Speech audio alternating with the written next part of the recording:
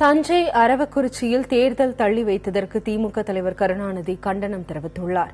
அந்த தொகுதிகளில் உடனடியாக தேர்தலை நடத்தாவிட்டால் அறப்போராட்டம் நடத்தப்போவதாகவும் அவர் கூறியுள்ளார். பாஜகவும் கேட்டுக்கொண்டபடியால் அவர்களுடைய விருப்பப்படி தேதியை 3 வாரம் தள்ளி வைக்கும் என்று தேர்தல் கமிஷன் சார்பாக இன்று அறிவித்திருப்பது ரெண்டு பேருமே திமுகவுக்கு எதிராக செய்யப்படுகின்ற சூழ்ச்சி. பாஜக எத்தனை இடங்களிலே ஜெயித்திருக்கிறது.